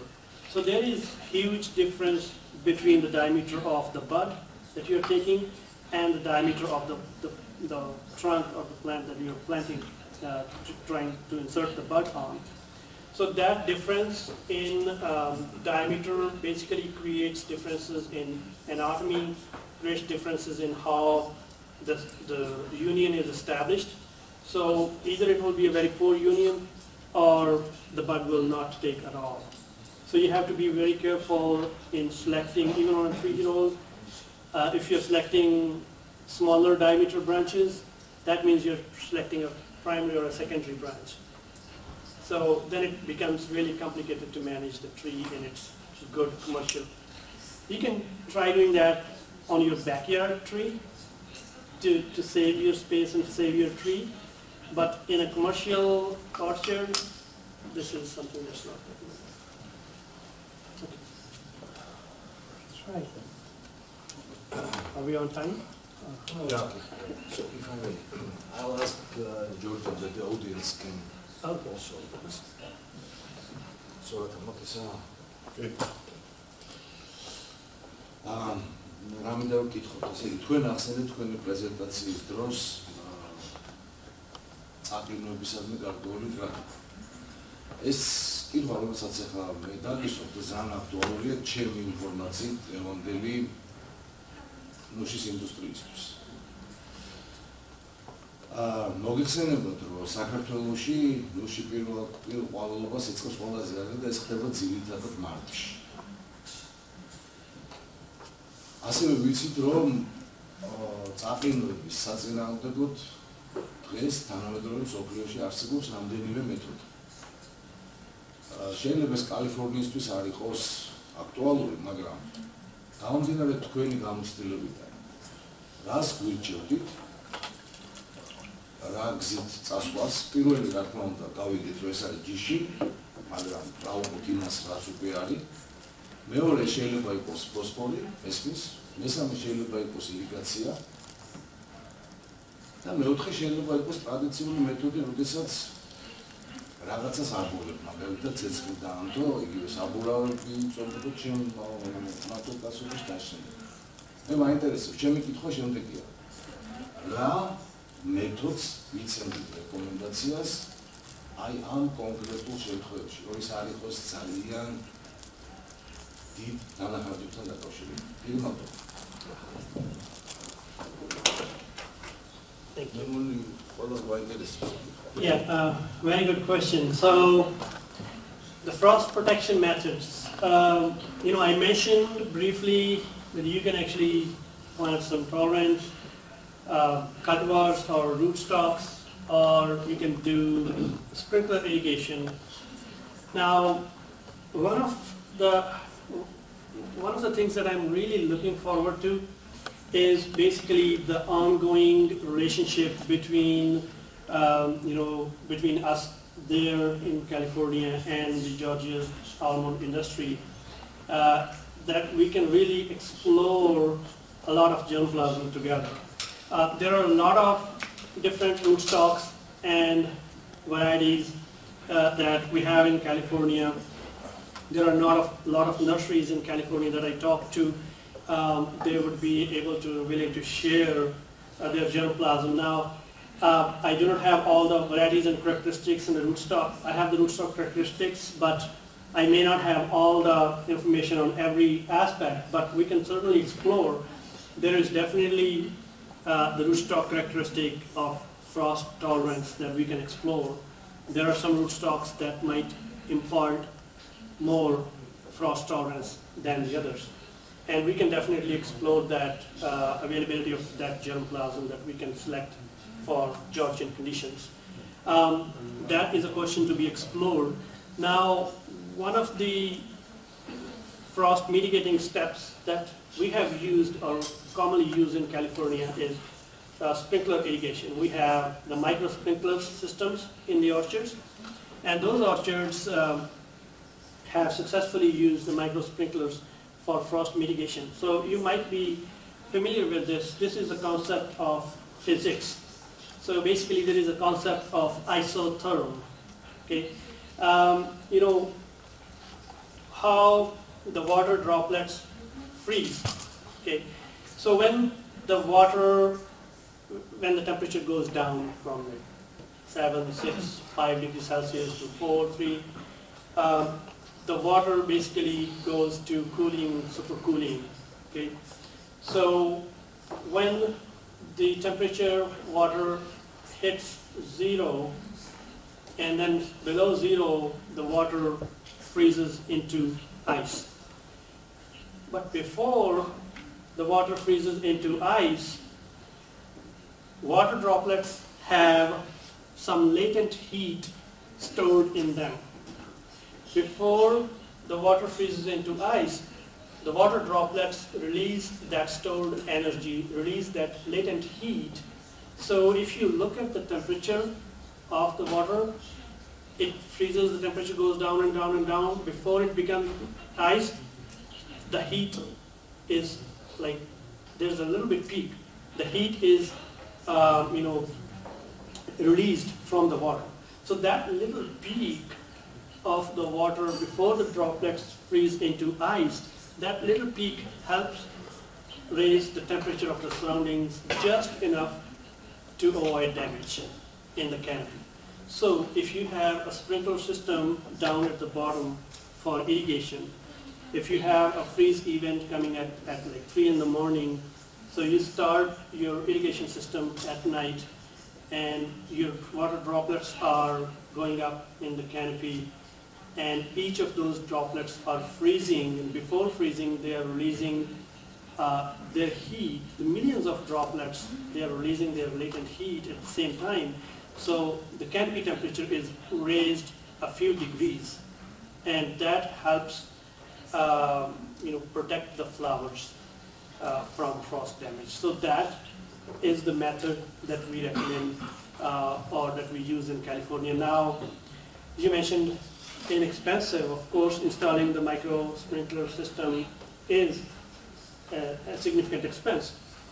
But in the conditions, in the sites where you have more frost damage, and you are investing in a micro irrigation system anyways, then it is recommended that you install a sprinkler irrigation system instead of a drip irrigation system, if it comes to that question. Right? So that is one system. I have not seen, in California, we use a lot of wind machines to invert the temperature layers, but we use all of them in citrus. We don't use the wind machines in almonds, particularly because one of the reasons is that at bloom time, the flowers are so fragile that the wind machines can actually damage the flowers physically. So instead of protecting the flowers from freeze damage, they can actually physically create damage. So that's the reason. But when there is freezing nights, we have a phenomenon called temperature inversion. So the temperature inversion is basically the cold air is trapped at the bottom, whereas the warm air makes a layer above the orchard. So it's like a roof, like a ceiling, right? So warm air creates that ceiling, so the cold air is trapped at the orchard level. So that cold air does not have any place to escape. So that air damages the buds and the flowers and the growing shoots. So wind machines are really used to make a whirlwind situation where the temperature inversion, the layers are mixed and broken so that the cold air can escape. So wind machines can be next. The third one I came across, a Chinese team came to me talking about the walnut production, and in Western China they have similar issues. Their traditional approach was to install some traditional smokers. So they built with the earthen smokers, and they slowly emit the smoke and that keeps that. But that is something that comes from traditional knowledge. I would say that in some cases we take knowledge from the century-old knowledge and apply. Sometimes we modify that with new technology and come up with something. So that's all I have to say. Thank you.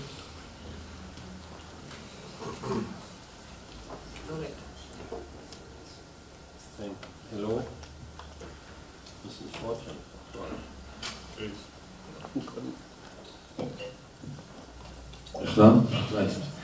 Hello, your presentation just started, but I already want to thank you for the interesting presentation. My question is about winter irrigation. You mentioned that you look for precipitation and also evapotranspiration, but what is the best practice to make a choice when to start irrigation? Here we have clay soil and we have also watermarks, but still it's very difficult for us to make decision when to start winter irrigation. Sometimes we have very windy, dry and sunny winter period. So the trees are dormant, so it gets for us difficult to decide.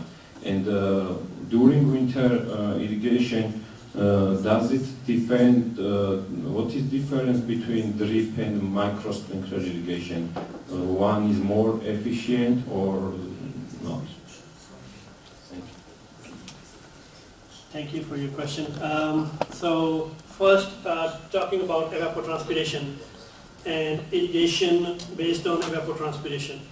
So I would say now, tomorrow when talking about the water management and applying water based on evapotranspiration requirements, we will actually calculate the water requirements at week-to-week basis. So we follow the reference evapotranspiration from the weather station data, and we use the almond crop coefficient to come up with the crop evapotranspiration. So you might be already familiar with that.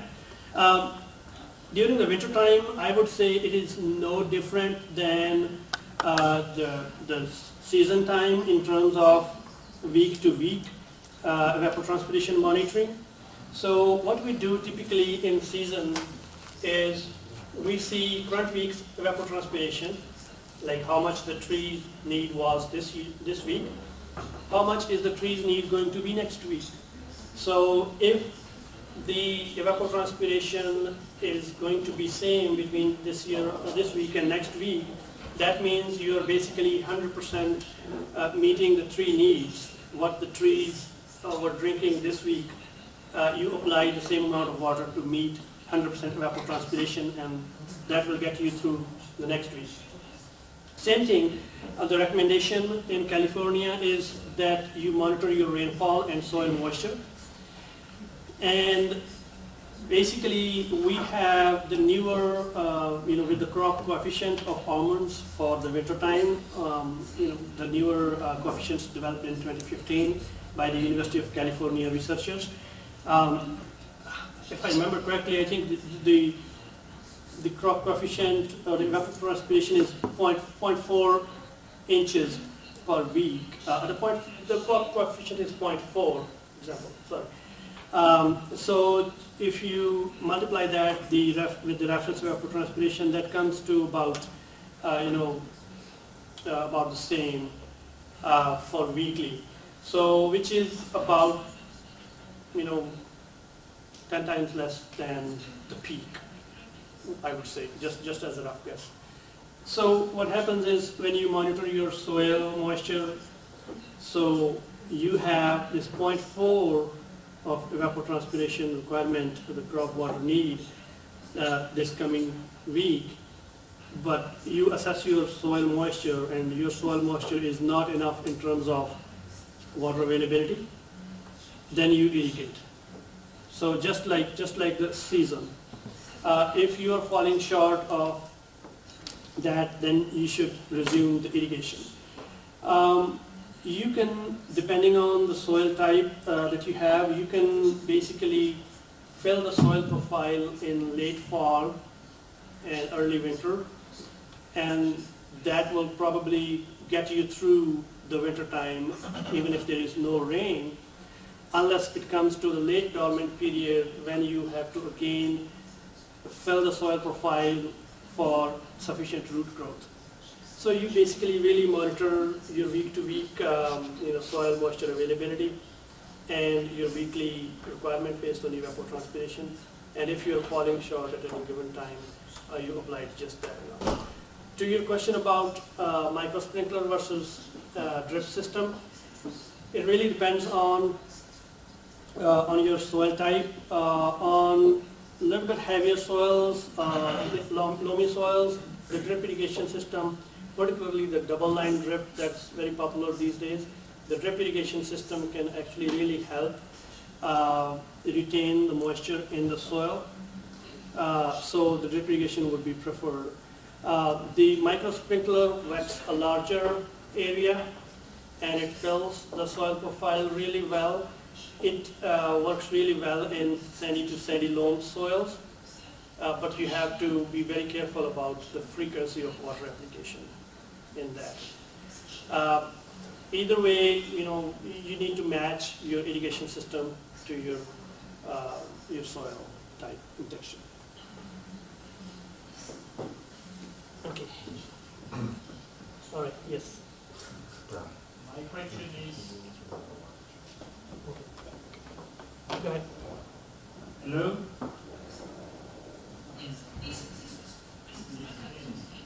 My question is how deep freeze could be compensated by sprinklers. How deep freeze could be compensated by sprinkler application. So how deep freeze could be compensated? Are we talking about like mitigation? Minus how many degrees could be compensated by application in winter time or in the springtime? Okay, yeah, that's a very good question. In California conditions, we talk in degree Fahrenheit. I think that's fair. Okay. Just say it. Yeah. So, in California, the freeze events, we can easily get, 32 degree Fahrenheit is basically 0 degrees Celsius. Yeah. Okay. So the trees, depending on the stage. Now there are a couple of different moving parts. One is the stage of the tree. The stage of the tree becomes more and more sensitive as the tree comes into wake up in terms of resuming the growth. When the buds are swelling, those buds are more sensitive than the buds that are resting in winter time. And then when the blooms are out, those blooms are much more sensitive than the swollen buds. So it really depends on the time, but at the time of flowers, we say that the popular varieties that we have, Nonpareil, Monterey, even Butte and Padre, they even 30 minutes of temperature at 29 degrees Fahrenheit can have significant damage. Okay. Actually, -2 maybe? -1.6. -1.6. Half an hour at -1.6 can do serious damage. Now, at that scenario, if you turn the sprinklers on during that event a few hours prior, you can get easily through like 2 hours, 2 degrees Fahrenheit difference. So you can raise the temperature enough that you will be in the same zone. So yeah. This temperature is enough to damage the flowers, but not swollen buds, am I right? -1.6 Celsius. This is enough to damage the flowers, but not the swollen buds. And after the flowering, when you have a very small fruit with stiff petals, how is it? Is this temperature still critical or not? The temperatures, developing the young fruit that is right after fruit set, that would also be sensitive to the freeze at the petal fall stage or at the fruit set stage. Because we don't have any hard freezes at that stage, I would have to look up the literature for the theory on that, like what would be the critical temperature. So I really don't remember off the top of my head. But I'm sure that there's been research on that, and I can look it up. I have another question. It's okay for everyone. In Georgia, there is some orchards which are using microphone is there.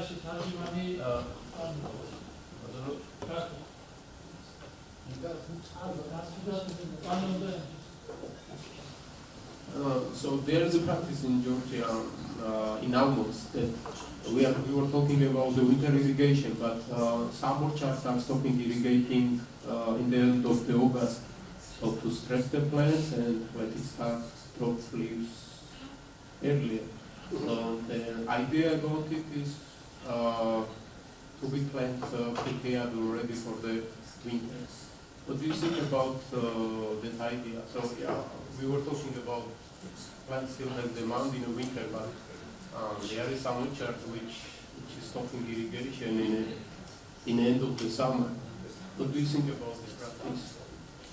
That's a really good question, because when we talk about the hard freeze, we talked a lot about the other end before spring, right? We didn't yet talk about the early freezes. What if you have a hard freeze in October, right? So I'm sure there are places in Georgia that might have the winter time start sooner. Yeah. And at that time, when the buds are actively growing and there is vegetative growth and young leaves on the tree, it is equally damaging to the growth of the tree at that time. So yeah, that's a good point, and one good practice in those cases is to basically cut back on irrigation sooner, by the end of the summer, so that the trees get conditioned into dormancy induction. Now, we can go on physiology of it, because dormancy induction is a physiological process that involves hormonal activity as well. So ADA, abscisic acid, is the plant hormone that actually helps in dormancy induction, that helps the plants go to dormancy. And abscisic acid increases in the plants as a result of water stress. So it's a common practice and common known physiological mechanism that if you impose water stress, the ABA levels rising enough in the plant would actually help in dormancy induction in sooner. So that's a good practice if you have early freeze. But make sure that you don't cut back water too early, because I have to, I'm still trying to develop a sense of the growing season in Georgia, but I have a feeling that it's quite similar to the California timeline. From March to December? From March to December? From March to December? From basically March to October, right? October. Yeah. When plants are dropping leaves in California? In California, from mid-October to end October, that's when the leaf fall starts. Yeah, end of October. Yeah. So sometimes, later, it depends on the age of the tree. And young trees, they are still juvenile. The young trees, in their juvenility, they sometimes don't lose the leaves at all, right? Or they lose the leaves in December. But the mature trees, when they are into the dormancy induction and dormancy release cycle for a couple of years, they typically, drop their leaves in end of October, starting end of October. So now the California timeline, the reason I mentioned California timeline is that when the trees are growing actively from leaf out in late February, early March, all the way through summer, I mentioned the flower bud differentiation in late July to August. So August is the period when the flower buds for the next year differentiate. So you have to let those flower buds differentiate and let the trees have enough moisture at that time. Because if you cut back water too early, then the flower buds for the next year are going to be affected. So that is one consideration. Other than that, your nutrient absorption, nutrient application, all those factors keeping in mind, you can plan on stressing the trees for early defoliation and early dormancy induction. კარგი, ერთი შეკითხვაც დავსვათ და შევდგომ ლანჩი. აი ზუსტად ახალგაზრდა ნიმში სცენარებზე მაქვს შეკითხვა 23 წლიანი ნიმში, რომელსაც აი ხარის გამო ზედა ტოტებით ხდება რა. ამ პერიოდში რამდენად არის რეკომენდირებული მწვანე გასვლა და აი მწვანე გასვლასთან ერთად ამამძიმეზე ტოტები რომ 1-2 თან შევამსუბუქოთ. და ამასთან ერთად რამე დაგმა და ასეთი პრაქტიკა თუ არსებობს და ასევე ყובה რამდენად კარგი იქნება ამ პერიოდში. ის ასუქებით ყובას.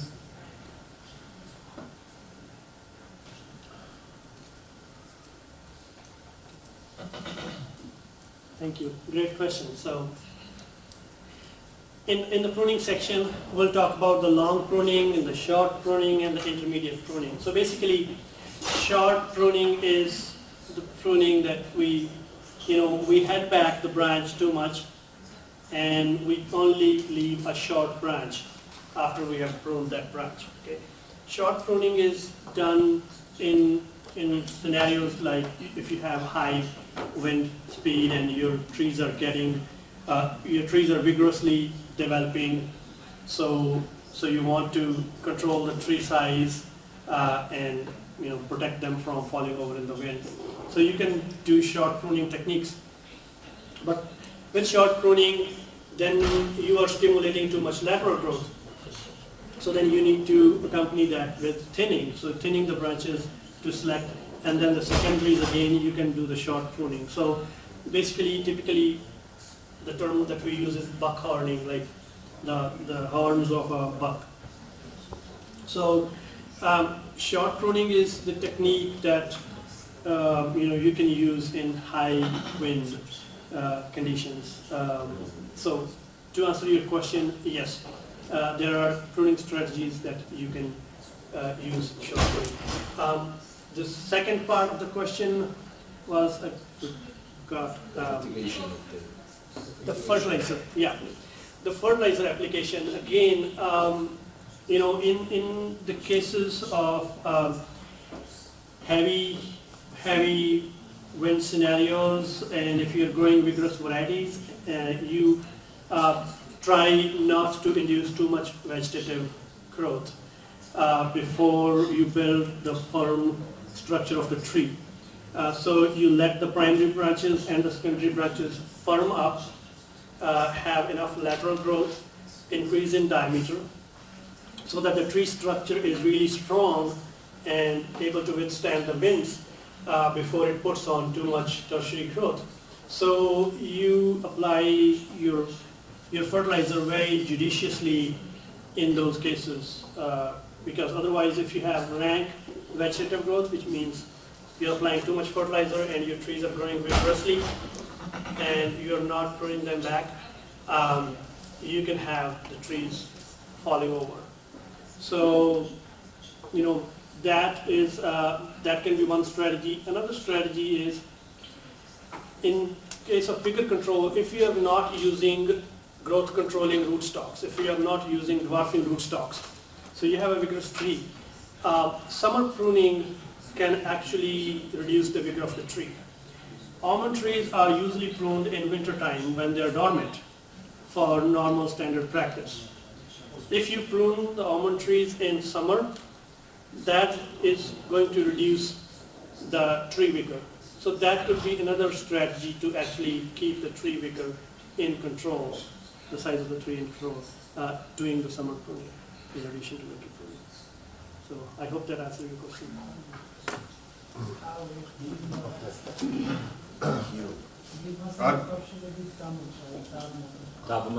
აი ტოტების დამასთან დაკავშირებით კითხვაც ხონდა. აი ტოტების ერთმანეთთან დაკავშირებით დავნა რომ აი შეინარჩუნოს და აი დამკვირვებელს გამო დაიწყოს რამდენი რეკომენდებული.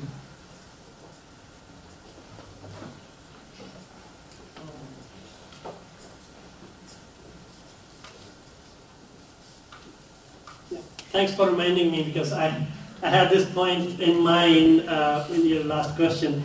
Tying the canopy, typically in California, some of the varieties really need tying in the second year. So we tie the branches around with a tying with a rope. And then in some cases we tie another, we make another tie up higher in the canopy in the third year. So tying the tree canopy is a good practice in California where you have strong growth. But again, depending on the situation, how much prevailing winds you have, you have to weigh your options between if you tie the trees together, but your trees are really vigorously growing, then they might take the wind even harder when you have a strongly tied tree instead of properly pruned light canopy. Because the properly pruned lighter canopy can actually have the wind blow through the branches and help the tree stay intact in a much better way than having the long branches and tying them and then having the wind which will blow them over.